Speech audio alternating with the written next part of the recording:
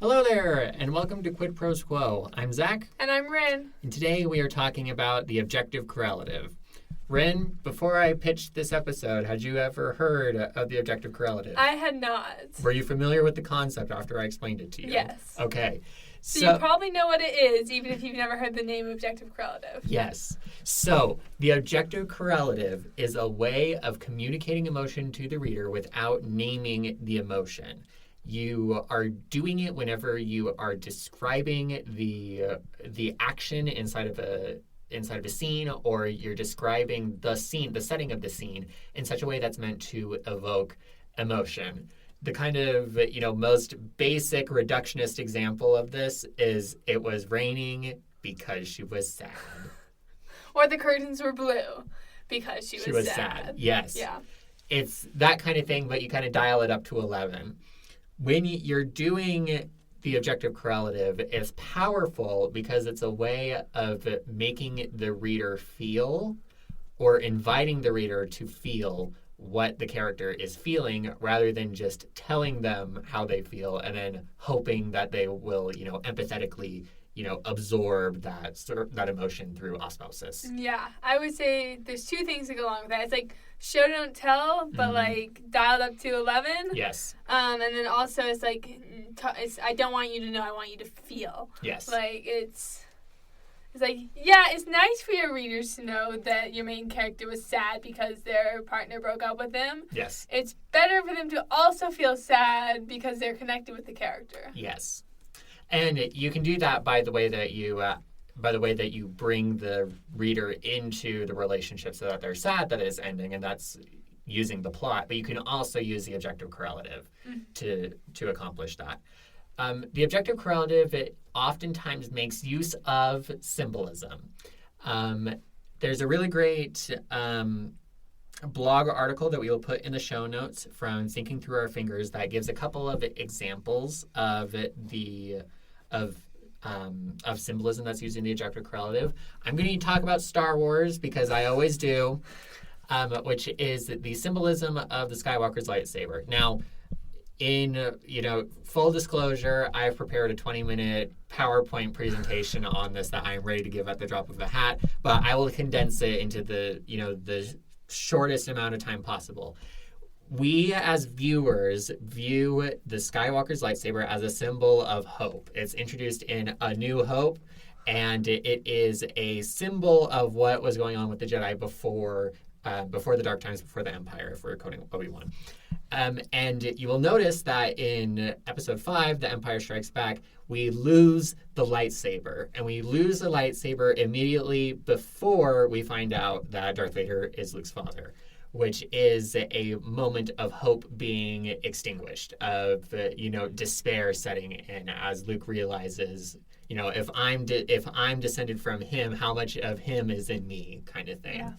So that's an example of the objective correlative as it's being used through symbolism. It's much subtler than many uses of the objective correlative because it can kind of just go over your head if you're not really paying attention. And a lot of uses of the objective correlative are more in your face. Yes. So another example of using objects and symbolism is Tennessee Williams' The Glass Menagerie.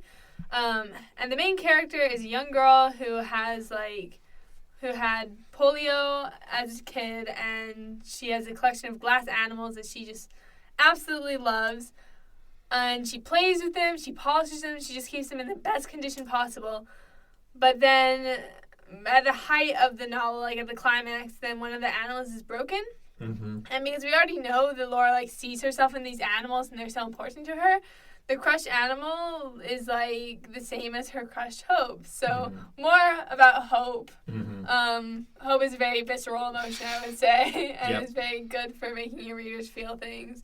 But, yeah, it's highlighting the emotion by giving us something tangible to hold on to. Yes.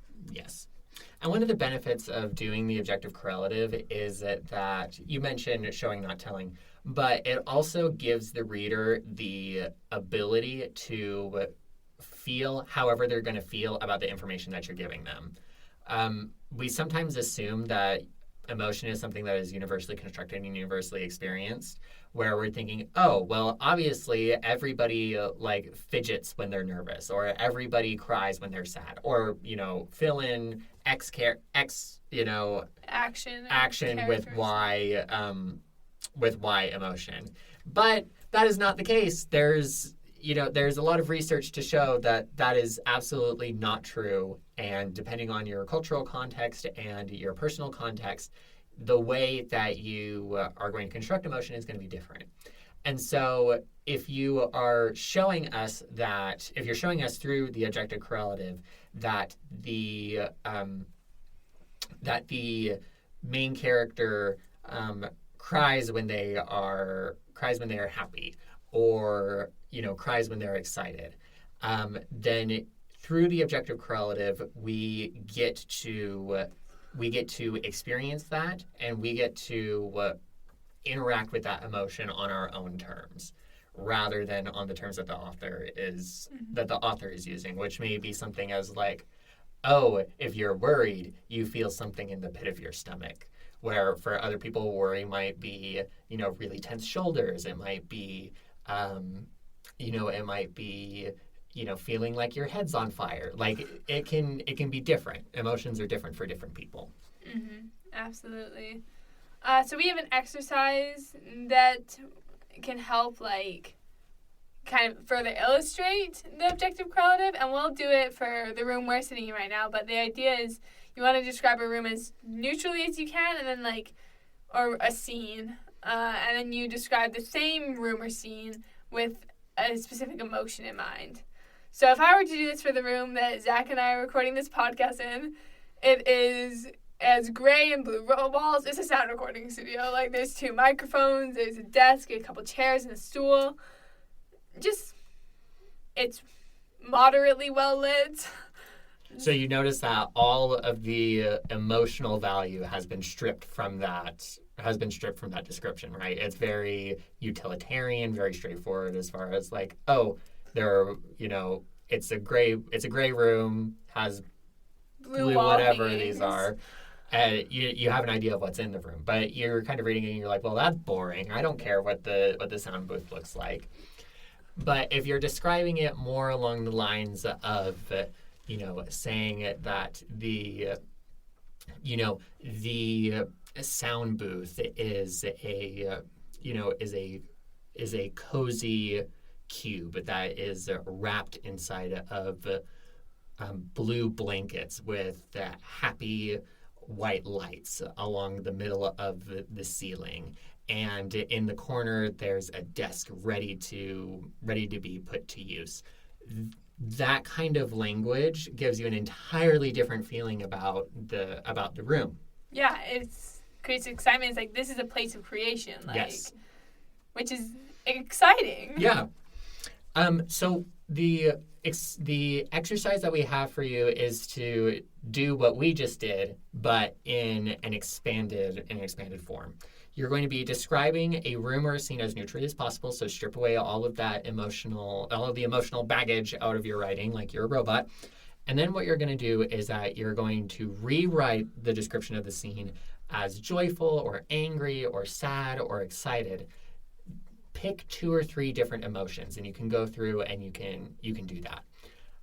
I remember that several years ago I was at a writers' conference where I was actually with the author who wrote the article that we're going to put in the show notes. Oh, nice.